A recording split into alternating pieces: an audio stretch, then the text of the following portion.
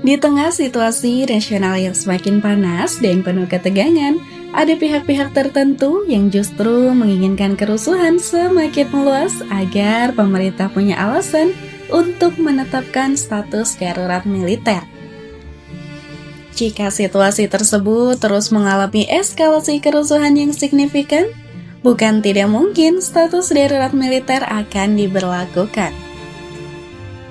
Dalam situasi seperti ini, logika sederhananya, jika ancaman kepada negara datang, maka hanya militer yang dianggap mampu menghadapinya. Namun sayangnya, begitu militer diberi kekuasaan, garis batas antar penjaga dan penguasa menjadi sangat kabur. Darurat militer juga bisa terjadi karena kerusuhan massal dan anarki sosial. Bagi banyak orang awam, istilah darurat militer mungkin terdengar abstrak, hanya sebatas kalimat dalam aturan hukum atau berita politik. Tetapi bagi mereka yang pernah mengalaminya, kalimat darurat militer adalah realitas mengerikan yang merenggut kebebasan sehari-hari. Ia bukan hanya soal tentara yang berjaga di jalanan, tetapi soal bagaimana sebuah negara berubah total dalam semalam seperti yang saat ini diberlakukan di Nepal.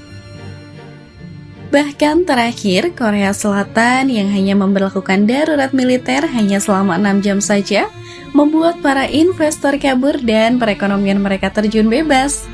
Lantas, kenapa penerapan status darurat militer sangat berbahaya?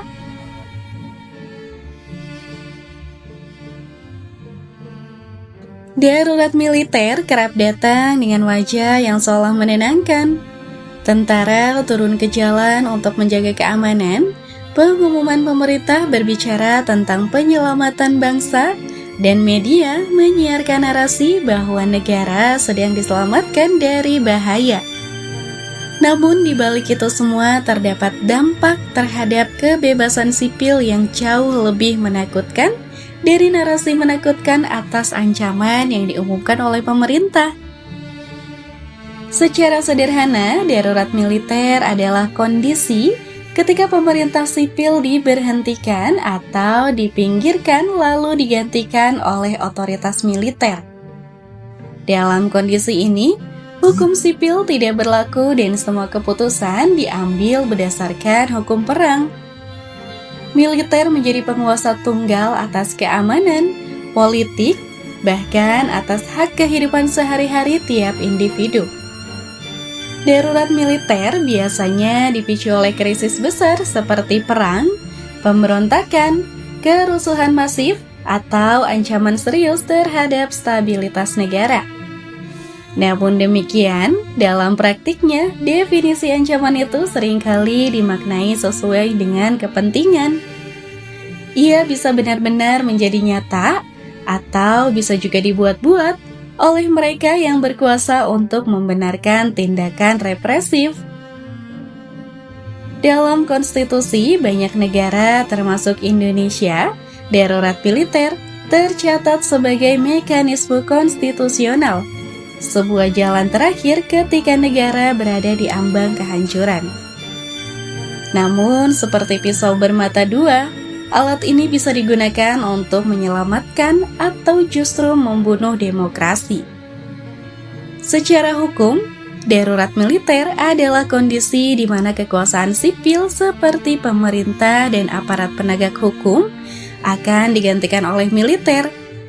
Artinya, segala keputusan terkait keamanan, kebebasan, bahkan kehidupan sehari-hari bermasyarakat bisa ditentukan oleh militer dan sangat dibatasi. Hal ini diatur dalam Perpu nomor 23 tahun 1959 tentang keadaan bahaya. Dalam aturan itu disebutkan, jika darurat militer bisa diterapkan jika ada ancaman keamanan yang tidak bisa diatasi dengan cara biasa. Seperti jika negara menghadapi ancaman perang, atau jika ada keadaan yang membahayakan keberlangsungan hidup negara. Namun dalam praktiknya, darurat militer biasanya berdampak sangat besar bagi masyarakat. Hak-hak sipil seperti kebebasan berpendapat, kebebasan berkumpul, bahkan kebebasan untuk bergerak bisa sangat dibatasi. Militer bisa melarang demonstrasi, membubarkan protes, atau bahkan menahan orang-orang tanpa proses hukum biasa.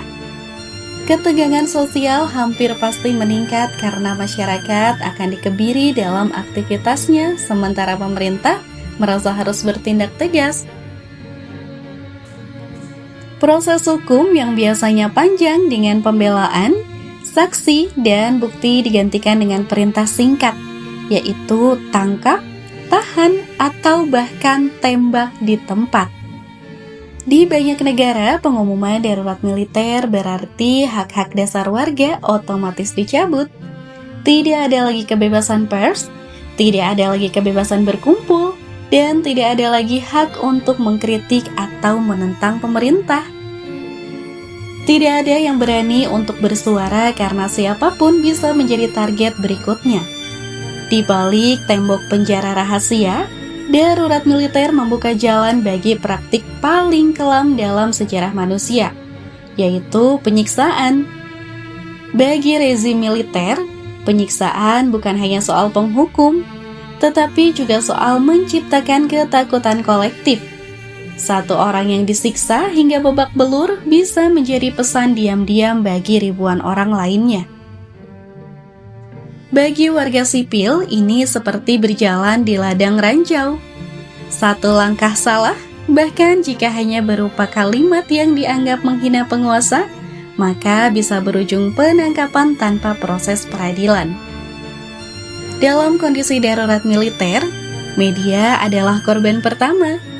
Surat kabar, televisi, radio, bahkan media sosial di era modern dikontrol sangat ketat.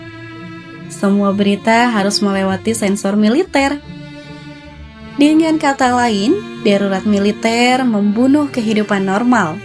Ia mengubah negara menjadi penjara terbuka di mana semua orang adalah tahanannya dan sipirnya adalah para militer. Bahaya terbesar dari darurat militer adalah hilangnya mekanisme pengawasan. Di negara demokrasi, kekuasaan dibatasi oleh hukum, parlemen, dan media. Namun dalam darurat militer, semua pembatas itu otomatis hilang. Tentara bisa melakukan apa saja dan tidak ada lembaga atau pihak yang berani mengoreksinya. Indonesia sendiri sepanjang sejarahnya sudah pernah mendeklarasikan darurat militer sebanyak 2 kali. Tapi dalam lingkup yang lebih kecil, yakni lingkup regional. Yang pertama, status darurat militer ada di Timor Timur pada tahun 1999 yang diberlakukan oleh Presiden B.J. Habibie untuk mengatasi aksi separatisme di Timor Timur, yang mana ingin memisahkan diri dari Negara Kesatuan Republik Indonesia. Maka pemerintah Indonesia telah mengambil keputusan untuk membatalkan persetujuan antara pemerintah Indonesia dan Australia tentang pemeliharaan keamanan yang ditandatangani pada tanggal 18 Desember 1995. Dalam waktu itu, setelah darurat militer diberlakukan, militer langsung memiliki otoritas penuh untuk mengatasi separatisme dengan batas tugas-tugas yang kabur sesampai hanya pada pengembalian situasi kondusif dan teratasinya para separatisme. Tapi pada akhirnya PBB melakukan intervensi untuk mengirim delegasinya karena dugaan pelanggaran hak sipil non-militer yang dianggap dilanggar oleh militer saat itu. Kedua, yakni dideklarasikan oleh Presiden Megawati. Status darurat militer saat itu ada di Aceh tahun 2003 yang memiliki motif serupa dengan Timor Timur, yakni untuk menghentikan aksi separatisme yang dilakukan oleh Gerakan Aceh Merdeka. Memutuskan, menetapkan keputusan Presiden tentang pernyataan keadaan bahaya dengan tingkatan keadaan darurat militer di Provinsi Nangro Aceh Darussalam. Dari liputan media-media asing yang memberikan liputannya secara langsung, mendapati bahwa militer tidak hanya memburu separatisme GAM saja, namun juga mengeksekusi warga sipil yang dicurigai sebagai simpatisan GAM. Padahal hal tersebut tidak dapat dibuktikan. Dan setelah perundingan perdamaian yang diinisiasi oleh Presiden Susilo Bambang Yudhoyono pada tahun 2004, status darurat militer di Aceh dicabut.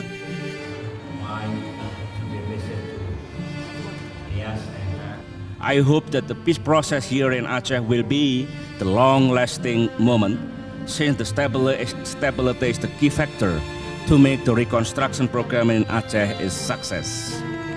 Selanjutnya, kejadian serupa dengan darurat militer akan tetapi tidak ditetapkan secara langsung dan jelas adalah pada masa penumpasan PKI tahun 1965. Berbekal surat perintah 11 Maret atau Super Semar yang hingga kini masih menjadi perdebatan, kala itu Soeharto yang dalam surat tersebut ditunjuk oleh Presiden Soekarno sebagai Panglima Komando Operasi Pemulihan Keamanan dan Ketertiban, mengerahkan kekuatan penuh Angkatan Darat untuk menumpas simpatisan atau yang dituduh sebagai simpatisan PKI di seluruh Indonesia atau berskala nasional. Berkaca dari konstelasi internasional, negara-negara yang memberlakukan status darurat militer akan menemui jurang kehancuran atas negaranya. Tidak hanya dalam penegakan hak sipil, namun tak terbatas kepada perekonomian, reputasi negara, dan kepercayaan internasional terhadap negara itu yang akan semakin memperkeruh keadaan. Alih-alih memperbaiki situasi agar menjadi kondusif, pilihan darurat militer akan semakin membuat suatu bangsa menjadi semakin bergejolak.